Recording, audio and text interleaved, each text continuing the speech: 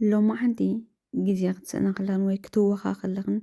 እቲ ስምክቶ ጣይታ ሃረይክን እየ ክትሪኦ ከለኻ እኳ ናይ 12 ሰዓት ኣይመስልን እዩ ተገዲስካ ላፋ ጌርካ ተገዲስካ ለይስካ ድሰንከትከዮ ጣይታ እዩ ትመስል ግን ከ ኣብ ውሽጢ 12 ሰዓት ከመይ ዝበለ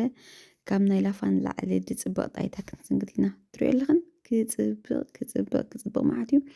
ግን ከ ግዜ ክትስእና ከለኽን ወይ ድማ ከምዚ ሃንደበት ጣይታ ክውዳእክን ከሎ ምሸት ልውስ ኣቢልክን ንጎ ተውፅኦ ጣይታ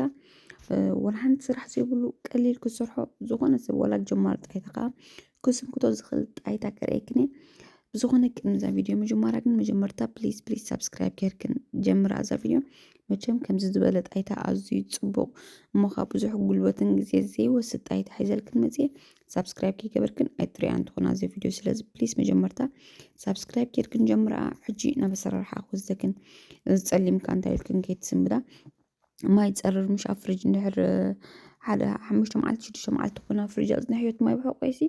ከምዚ ማይ ምስ ፀረረ ከምዚ ፀሊም ዓይነት ሕብሪ ኾን ሕጂ ከምዚ ህውኽ ኢለ ድስንኩቶ ጣይታ እንድሕር ኮይኑ ኣይኩሕፎን የሱ ማለት እዩ ከምዚ እንድሕር ነቐንዮ ኮይና 3 መዓልቲ ወይ ገለ እንድሕር ዘፅንሖ ኮይነ ብላፋት ስንኩቶ እንድሕር ኮይነ ከዓ ነቲ ፀፅራይ ብላዕሊ ዝፀንሐ ኣልጊሰ ነቲ ብታሕቲ ጥራይ ዝግድብል ገብረ ማለት እዩ ከምዛ ናይ ሎም መዓልቲ ህውኽ ዝበለ ጣይታ እንድሕር ንገብር ኣለና ኮይና ግን ኩልና ንገብሮ እቲ ማይ ብሕቁ ዘሎ እቲ ብሕቁ ታሕቲ ዘሎ ማለት እዩ ብዝኾነ ኣብዚ ሕርጭ ድማ እንታይ ክጥቀም እየ ኣነ ስገምን ጣፍን ክጥቀም እየ ዝበዝሐ ግዜ ኣነ ስገምን ጣፍን እየ ዝስንክት ኣብ ሓንሳብ ከዓ ጣፍ ጥራይ ስንክት እየ ግን ዝበዝሐ ግዜ ስገምን ጣይታ ዝስንክት ዓቕን ከከም ድላይክን ከከም ስድራኽን ማለት እዩ እዚ ናይ ስድራ ዓቐን እዩ ዝገብር ዘለኹ ክልተ ኩባያ ኩሉ ግዜ ከርእየክን ከለኹ ክልተ ኩባያ ዝጥቀም በታ ዘርእየክን ፅናሕኩም ዓይቀን ማለት እዩ ክልተ ኩባያ ተጠቂመ ኣለኹም ኣብዚ ሕጂ ፅቡቅ ጌርና ሕሲ ከነብሎ ኣለና ማለት እዩ ኣነ ካብዚ ዝተውዓልኩሉ ብዛዕዳ ካብ ዝመፅእ ዝእኽሊ ናይ ዝዓዲ ከምዚ ምሕሳይ ዝደሊ ኮይኑ እዩ ድስምዓኒ ከምዚ እንድሕር ዝኾነ ኮይነ ተፀሊእኒ ድዩ ገለ እንድሕር ከይሓሰኹ ትንክፍ ምስ ሸቡላ ሓንሳብ ትፅላእካ እንድሕር ትንክፍ ኣቢለለስዮ ጣይታ እንዳረኽቦ ሕማቕ እዩ ዝኾነልን ማለት እዩ ስለዚ ፅቡቅ ጌርክን ከምዚኣ ጌርክን ሕሰይ ኣኽን ማለት እዩ ምሕሳይ ጥራይ ትደሊ እምበር ካልእ ሓንቲ ስራሕ የብላን ከምዚ ምስተተሓሓዘ ፅቡቅ ጌርካ እንተሓፂኻ ኢኻ እንታይ ይኹን ከም ትሪኦ ዘለኹም ምሽፋሕፋሕ ዝበለ ዘይኮነ ከምዚ ኮይኑ ትሕዝዝ ይብል ፅቡቅ ኮይኑ ተሓስዩ ማለት እዩ ሕጂ ብዚ ከምታ ጣይታን ስንክታ ጌርና ዘይኮነ ወላ ካብቲ ጣይታን ስንክቶ ንላዕሊ ጌርና ክንቁጥኖ ኢና ማለት እዩ ምክንያቱ ድሓር ብላዕሊ ማይ ኖርማል ማይ እንተእቲና ኣሎ ኣነ ይባላሸወኒ እዩ ከምዚ ኖርማል ማይ እንተእትየሉ ማለት እዩ በሳናታ ማይ ጌርና ኢና ንቅጥና ካልእ ማይ ኣይንውስኸሉና ፅቡቅ ጌርና ኣብዚ ሕጂ ቅጥን ከነብሎ ኢና ማለት እዩ ስጋዕ ምስ ከምቲ ንስንኩቶ ጥራይ ዘይኮነ ወላ ካብኡ ቁርብ ወስኽ ኣቢልና ቅጥን ከነብሎ ኢና ማሽን ጌርና ከዓ ክናርሞ ኢና በቃ ወዲኣ ማለት እዩ እዚኣ ጣይታ ስራሕ ካልእ ወላ ሓንቲ ስራሕ የብላ ንጎ ተሲጋ ሽዑ ስንክት ምባል እያ ማለት እዩ ብርግፅ እዚ ናይ ላፋ ጣይታ ፅቡቅ እዩ ግን ከምዚ ምስ ስደት ዝኸይድ ኮይኑ ኣይስማዓንን እዩ ብዙሕ ስራሕ እዩ ዘለዎ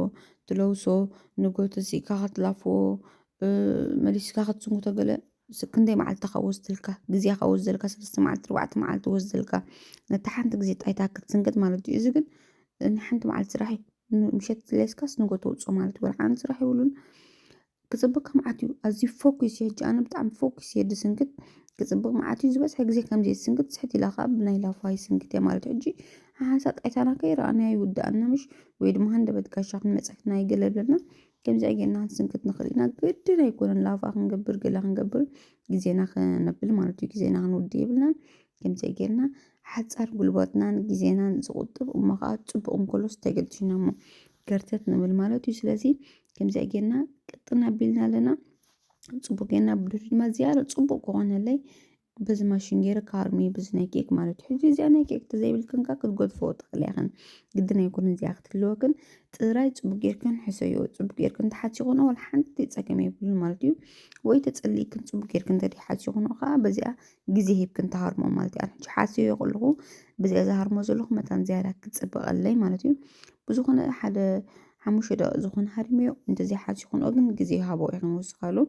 10 ደቂቕ ገለ ዝኾን ፅቡቅ ጌርክን ህርምኦ ማለት ሕጂ ኣነ ከም ዝብለክን ወይ ዝኾነ ሓይመደ ዝኾነ ኮይነ ተፅቡቅ ገይረ ዘይለስዮ በዚ ገይረ በዚ ማሽን ገይረ ይሃርሞ ማለት እዩ ኣብ መጨረሻ ከምዚኣ ጌርና ሓሪምና ምስ ወደአና ድማ ከዲና ክንቐምጥ ኢና ሽዑ ንጎ ተሲእና ድማ ክንስንክታ ኢና ማለት እዩ ቀላል ወላ ሓንቲ ግዜን ጉልበትን ዘይትወስድ መቸም ከምዚ ሓፂር ነገር ግዜ ዘይወስድ ጉልበት ዘይወስድ ሒዘልክን መፅእ ሳብስክራይብ ምግባር ኣይትውሕዳን ትኾና ፕሊስ ኣሕዋት ሳብስክራይብ ጌርክን ኣታውባዕኒ ተን ሳብስክራይብ ትገብራለይ ዘለኽን ድማ ደጊመ ደጋጊመ ብልቤ ዘመስግነክን ሳብስክራይብ ናትክን ናይ ብጣዕሚ ሓይሊ ዝበኒ ስለዚ ጥውቕ ምባል እያ ንዓኹም ወላ ሓንቲ ኩነት ንዓይ ግን ብጣዕሚ እያ ትሕግዘኒ ስለዚ ፕሊስ ኣሕዋት ሓገዛኒክን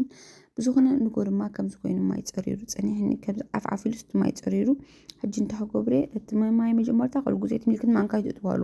ምክንያቱ ሻሕ ክብለክን እዩ ብዙሕ ማይ ስለ ዝገበርናሉ ከይቀጥነክን መጠን እንዳረኣኽን ኢኽን ማይ ትውስኸሉ ነቲ ማይ ፅቡቅ ጌርክን ኣፅድክን ከም ጌርክን እንዳረኣኽን ከም ዘሰንክተክን ትገብሩ ኣብዛ ከማና ቁሩብ ማይ ኣብዚዕሉ ቀጥኛ ሽዑ ክስንክቶ ከለኹ እንታይ ገይረ ድርብ እናበልኩ ሰንኪትዮ ማለት እዩ ሓንሳ እውን ደመራ ቀጢና ካብ ዓቕን ንላዕሊ ፅቡቅ ኣይኮነና ጣይታና ማለት እዩ እጂ ክንቅጥኖ ከለና ማዕቀውነት ጣይታስ ኖርማል ጣይታ ንግበሮ ማለት እዩ ረጉድ ተጌርካ ያህማን ፅቡቅ እዩ ዝኾነልካ ትፈትዎ እንትኾንክን ማለት እዩ ኣነ ግን ቀጢና ይፈቱ ነይ ረጉድካ ይፈቱ ነይ ዝማእከላይ ዝፈቱ ማለት እዩ ብዝኾነ ኣብዚኣ ከዓ ሓንቲ እንታይ ክብለክን ደሊ መጎጎን ዝኣቤክን ማለት እዩ መጎጎይ ሕምባሻ ሰንክተላ ጀሚረ ኣለኹ ለንቀነ ሕምባሻን መጎጎ ብጣዕሚ ዘበላሽዎ ኣነ ብጣዕሚ ገሪምኒ ዳርጋ ጣይታይ ብሰንኪ ሕምባሻ ምስንካት መጎጎ ተበላሹ ካልኦት መጎጎ ዳ ክገዝእ እምበር መራይ ዘበላሽዎ ሕምባሻ ምስንካት ማለት እዩ ሕጂ እዚኣ መጎጎን ኣንቢብዮ ነይረ ዘይቲ ኣይትፈትነ ወይ ኣይትግበሩላ እዮም ዝብሉ ጨው ግን ወላ ሓንቲ ማለት እዩ ስለዚ ጨው ጌርና እንድሕር ሕምባሻ ሰንኪትና ኩሉ ግዜ ቅድሚ ምስንካትና ጨው ጌርና እንድሕር ከምዚ ጌርናዮ ፅቡቅ ክኾነልና ማለት እዩ እምበር ሕምባሻ ብጣዕሚ ዘበላሽዎ እንተኺልና ክልተ መጎጎ እንተለና ፅቡቅ እዩ ናይ ሕምባሻ በይኑ ናይ ጣይታ ከዓ በይኑ ማለት እዩ መጎጎና መታን ከይበላሾ